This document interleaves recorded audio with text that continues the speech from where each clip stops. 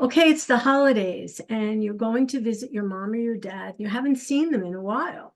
You get to the house and you're really surprised to see that your parent is sitting in the chair, probably hasn't moved in a while, dishes in the sink, laundry not done, there's no food in the refrigerator. What are you going to do? Now you're in a panic. All right, that's exactly what we're going to talk about today, how to avoid this situation and what to do if you're confronted with it. So if you want to know more about this, stay tuned.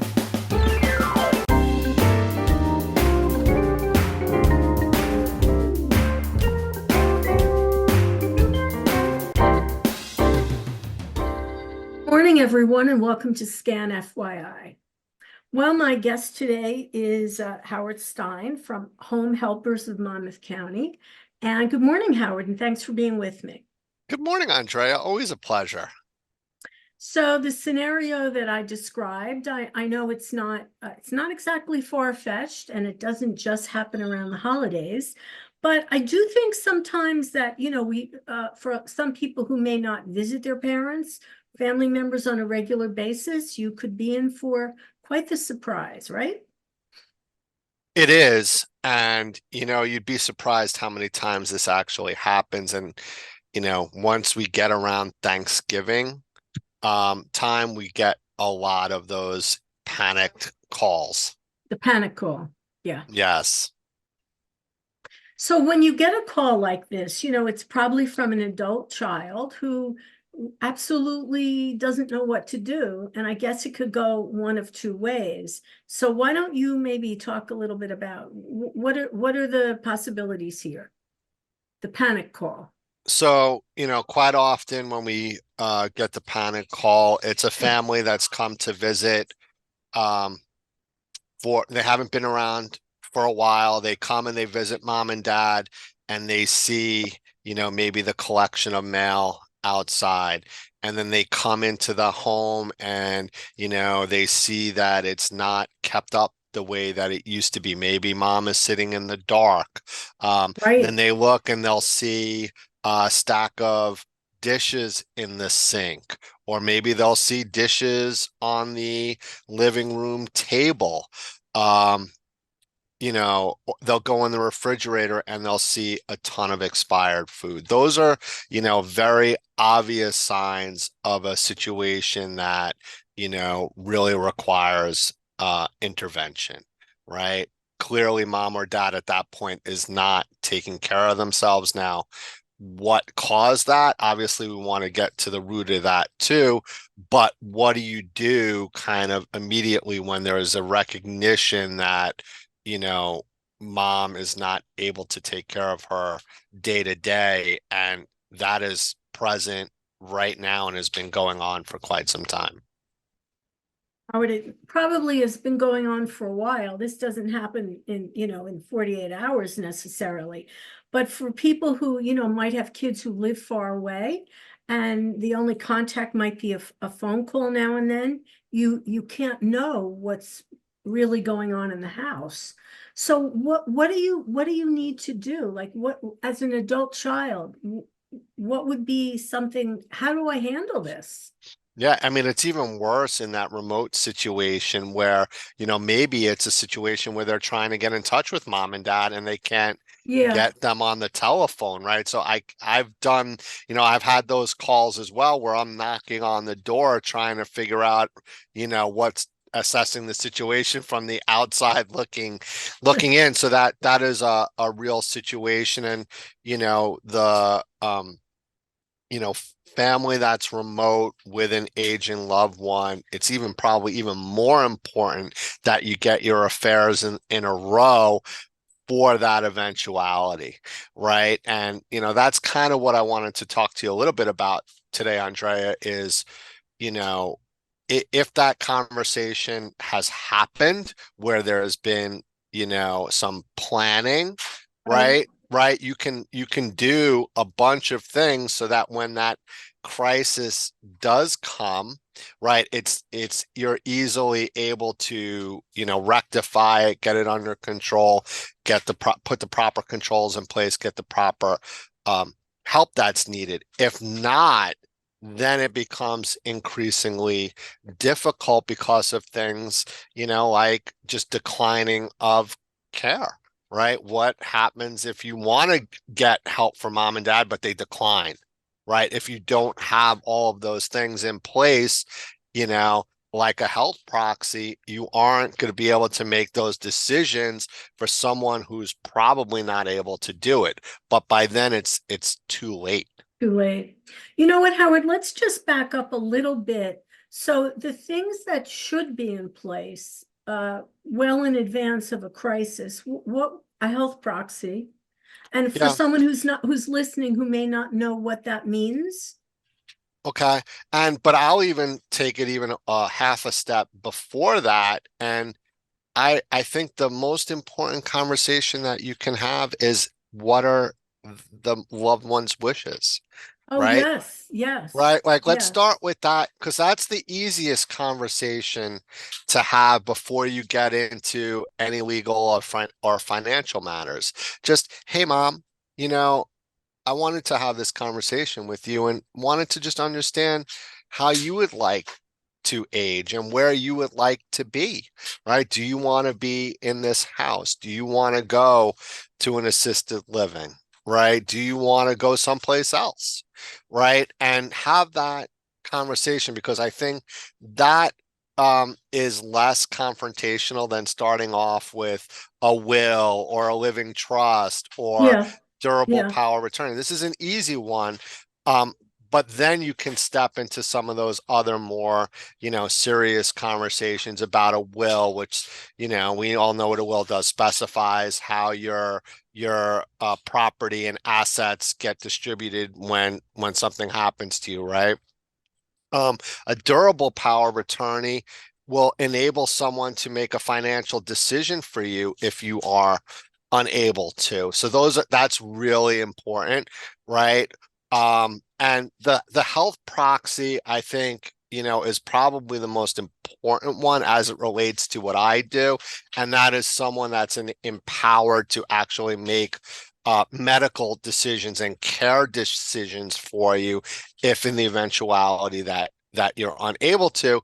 But it's super important that you have those conversations before, right? And I think it's really important that if you aren't familiar with any of those things, that you get to an elder attorney yes. could really advise you on this with expertise and can put these documents together for you because I think if we talk about being able to manage a crisis, right, those are the tools that enable you to, I think, to be most successful when you have to have that type of intervention and usually you know or if you don't have that, it's very difficult to actually make some of those types of decisions if you don't. So obviously, all the more reason to have the conversation, or if you're listening and you're an adult and you want to age in place, or you want to go live somewhere else. I feel like when you take care of these things on your own, you really are sparing your children, the terrible burden of making decisions for you, or doing something that you don't even want. But if you can do it yourself, that's great. And if you're an adult child and you don't know what your parents wish, right, then now you need to start the conversation. Yeah, I mean this conversation is often a tough conversation to have, Of but it's so course. important, right? And it's gonna tee up all of those other types of conversations, right? If you don't have that documentation in place, it's really, really important. So I want to underscore that. But if a decision is made to age in place, and you have all the documents in place, then we want to look at the house itself. Is the house accessible? Right? Meaning, are there Yeah, ramps? yeah. Can you get up? Are the stairs manageable? Right? Do you need lifts? Do you need ramps?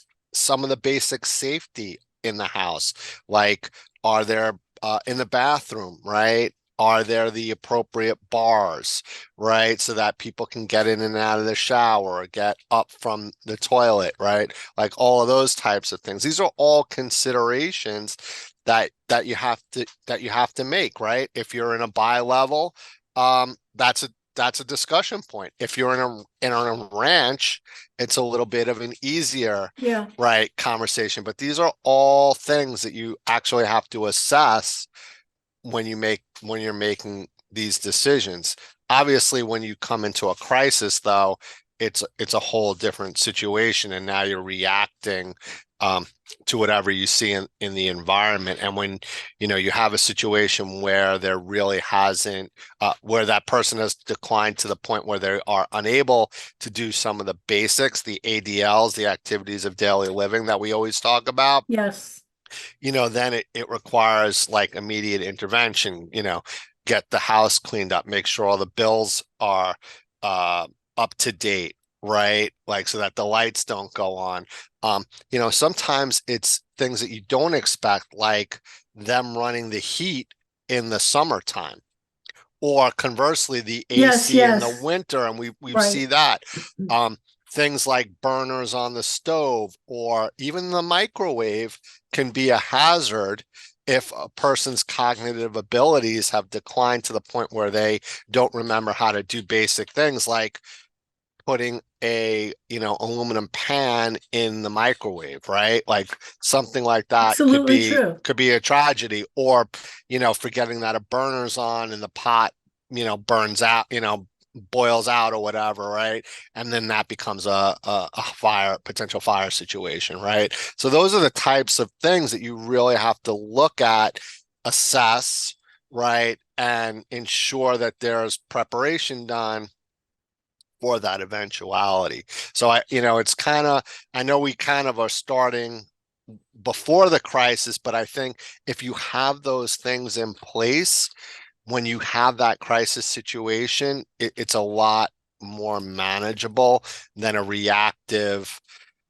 um, trying to, manage these things when you don't have all the tools you need in order to get the job done. So if you have the tools in place, Howard, you've done that work, and now there is a crisis. You come to the house, you've got to deal with it. Could it be as simple, nothing is simple, that's not ever the right word, but could it be that, all right, I have the power of attorney, I know what I want to do, I'm going to call home helpers, for example, and are you able to come and, look at the house and do a safety check and kind of help this, the adult child understand, is this even a good environment? Can we improve it? Can we make it work? Yeah. And so that's often the exact conversation that we have. And it's bringing the right resources to that home to get it to a place that's livable again, right? And sometimes that's bringing in a cleaning service, right? That might be bringing in a repair service, Yeah, right? If building a there's ramp. Yeah, well, Oh, or even what if there's disrepair, right? The oh, house is yeah, in yeah, yeah, for disrepair. sure. A lot of times, there, you like things like the lawn not being um up upkept or upkeep, right? Lawn upkeep can cause other issues with things like the township, right? All of a sudden they're issuing citations cause, it's overgrown, right? Like things That's like that. right. Like these are all situational things that can actually happen if there isn't if things aren't being regularly maintained. Think it's a lot more than people realize, just listening to you. Yeah, you might need a repairman. You might need to get the lawn cut. There's a lot of things you might need to do. Yeah, I mean, And and then I've you have to be able to pay for them, and you need to have access to the money and all of this. So yeah, I mean, wow. you can start to imagine scenarios, right? What if there's a pet Yeah. involved?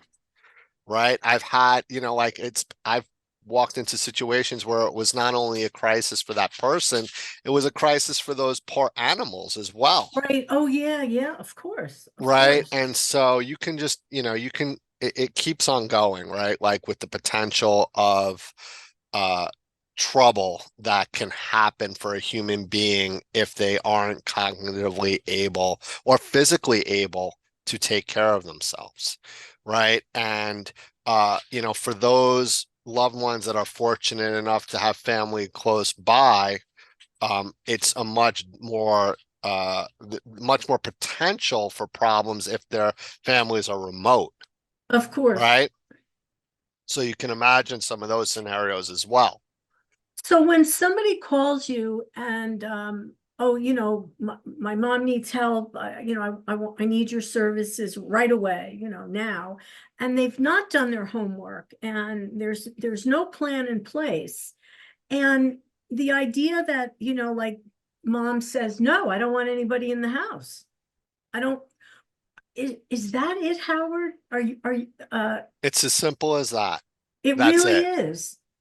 That's it. And there's really nothing that you can do unless they are really have become a danger to themselves, right? And that's where, unfortunately, like an adult protective services call might have to occur,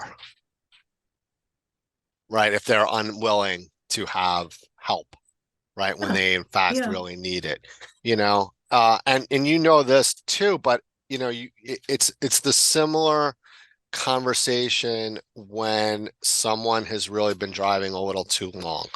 It's the same conversation, right? They may not recognize that they shouldn't drive anymore, right? But they don't want to relinquish the keys, right? And it's the same thing for living independently in your home. If you aren't able to do so, you become a danger to yourself. So if someone has dementia or some kind of cognitive impairment, and I could certainly understand them saying, no, nobody in the house. And then would almost your next step have to be, as the adult child dealing with this, calling in adult protective services If to, there's, I mean, look, intervene? we don't want to do that, but sometimes you have to, right? I mean, I wouldn't, that's not, never my lead-in solution, but what else can you do? Right. And that's why I'm so stuck on the kind of the preparation, because Definitely. I have seen this happen a few times now. It's not uncommon where those planning conversations have happened, and maybe that person didn't even get a diagnosis, but clearly they are not enabled to take care of themselves. But they can sure decline service.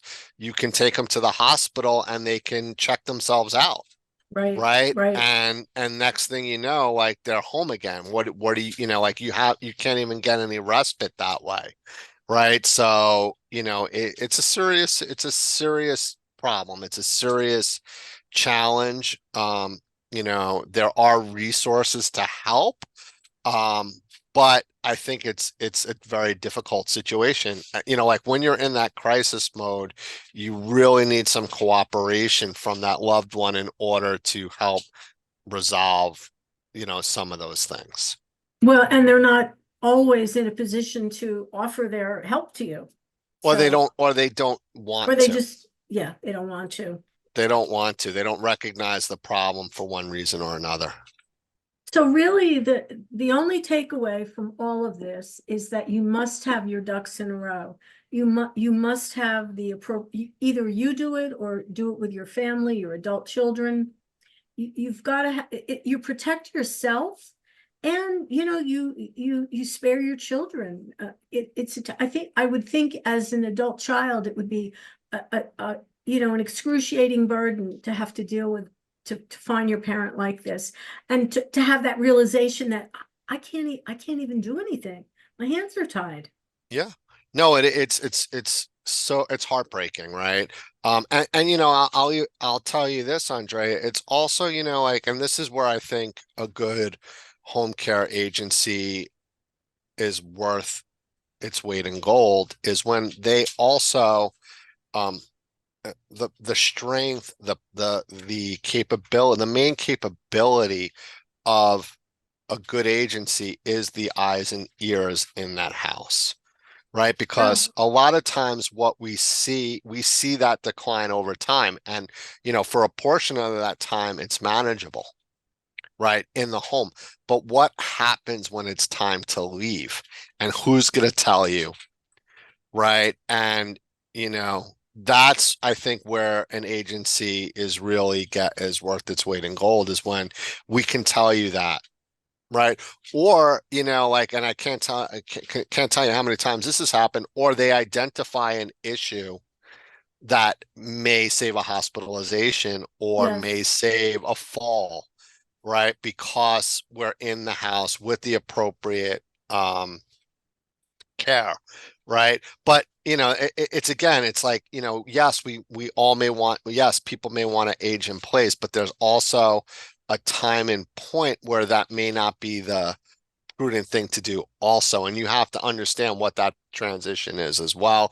There has to be a willingness, there has to be that plan. I think that all of these things work together. And I know we've had conversations in the past about those transitions, right? Like, and things happen along the way from independence to being fully dependent, right? Those yes. transitions, you want to have the right plan and the right people in place in order to help you manage that, not only safely, um, but but with wellness in mind, right? With wellness in mind. So I think that there's a lot in there. But this time of the year is the time of the year that we get those crisis calls more than anything else, because the holidays brings families together. They pick grandma up, they Right. haven't seen grandma in a while, and then you get into all of these Yeah. scenarios that represent um a lot of challenges for families. So we've been throwing the word crisis around quite a bit today, and to avoid the crisis, you would have made a plan so that you knew exactly what you needed to do. And for that, you really need to see an elder care attorney, get everything organized. But I can also see where if you are fortunate to have someone like you from Home Helpers in your home and being your eyes and ears for your loved one, you would have a good handle on exactly what is going on and avoid a crisis. Yeah. That's the whole point here. Yeah, Yeah, and I would say, depending on the situation, it maybe it's, on more of a traditional home care situation where, it's the caregiver supervised by a nurse. A lot of times there could be an observation that's called into the nurse. UTIs are common, right? So we can sometimes, through observation, we can pick up on a UTI. So that's always there, right? The opportunity to have, to save a hospitalization through observation. But I think it's also things like case management and care management, right? So who's managing mom's doctors, right? If she's not right. cognitively able to do that, who is, if there's a remote situation, who is kind of the liaison between that loved one and the family in a remote situation. So there's a lot of potential solutions, right, for all of these scenarios, right? And there, every case is different, but the better planned we are, the better um conversations that we've had as a family to, discuss some of these things and what the wishes are, the better off we're going to be when those eventualities actually do come. And this is a part of growing old. Unfortunately, if we are privileged enough to get to that age, these things do happen to all of us. I'm reminded of the what is it? No one plans to fail, but sometimes we fail to plan, something Hmm. like that. And Yes. I just keep thinking that that's really the lesson here, is that you need to have an action plan for your family so that you don't have a crisis. And I can understand why the holidays are busy as far as that goes, because yeah, people are coming in, they want to see grandma, they want to see their parents. We have so many people living, far away from their parents now. And this might be one of the few times of the year that you visit. You might not be too happy when you get to the house. So I also want to remind everyone that all of Howard's contact info is in the description. And of course, if you wanted to reach out to him to get some more information, obviously, please do that, because I know he'll be able to get you steered in the right direction, right? Absolutely. I think it's also worthwhile mentioning, when you're deciding on what agency to go with, again, just a few quick things to look at. Make sure they're a licensed agency. Yes. Make sure that they're accredited agency, right? I think those two things are super important. If they're licensed and accredited, especially in the state of New Jersey, there's going to be a nurse involved in RN. And that there's going to be certain controls in place so that you can get the proper care. And that's really important. And they're also going to be insured and bonded. So God forbid, if something does happen, you also Very important. want to be protected, because things happen all the time. So I think that just remind everyone, like what to look for when you're discussing an agency with family.